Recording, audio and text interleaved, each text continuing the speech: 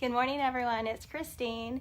Happy Wednesday. Today I'm actually going to talk about a serious topic because this happened to me many years ago when I had my in-home south of Austin, Texas. We had a child that came in and I literally thought they were ignoring me. I thought, you're like 3 years old, you're 3.5, you know what you're supposed to do.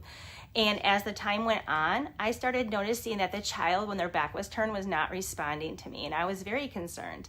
And this child actually came from another provider, and I was like, what is going on? So the employee that I had with me actually came from the other provider, and she's like, she doesn't respond. We think she has hearing loss. And I was like, what are you talking about?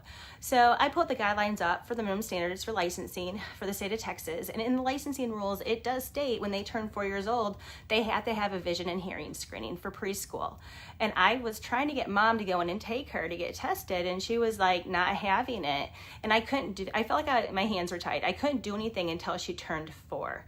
With that said, I'm in the state of Missouri, and they don't even have it in the minimum standards that when they turn 4, they have to have a preschool vision and screening. So when I got here for my centers, I was shocked.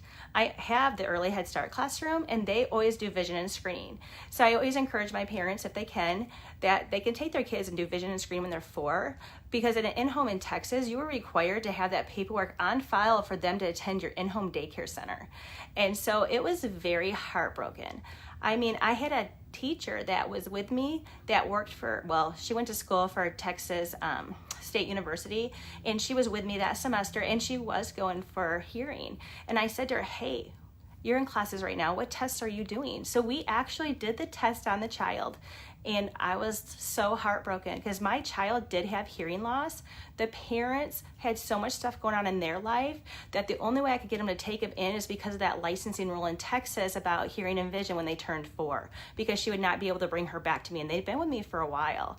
So that was my saving grace that day. When that licensing rule was set in place, I had a girl who was diagnosed 1 year 90% with no hearing, and the other one was 50%. I had a little girl that had to get hearing aids. And because that license rule, that saved that little girl. Because if they had not had that licensing rule in place in Texas, that girl would have never gotten hearing aids. And I was hoping it would have been sooner. But like I said, when the parents have so much going on and you're the expert and you're trying to explain to them that their child's not really hearing, because some parents think it's selective listening, and it's not always selective listening. So sometimes when you have your kiddos, make sure you're paying attention, because sometimes it may actually be something that's diagnosable. But that was, like I said, that was quite a few years ago, and I was heartbroken because we knew the child wasn't hearing and the family just would not see it. And that licensing rule saved me as far as vision and hearing. So if you ever have 4-year-olds and your state does not require vision and hearing, I highly recommend you have those kids go in and get tested regardless, because waiting until you're in kindergarten is a big difference than when you're 4 years old. That's a whole year in between, and we caught when the girl was 3, and because when that girl turned 4, I had to have the paperwork in my in-home documented that she had vision and hearing, and that's when they caught the hearing loss, and we could have had it done sooner. So anyways, that's my soapbox for today. I don't want any kids getting missed. I want to make sure that they have the best life they can get as early as we can catch it to make them thrive in our communities. So anyways, I have to get to work. You guys have a great day. Thanks for listening. Thank you for watching. Bye.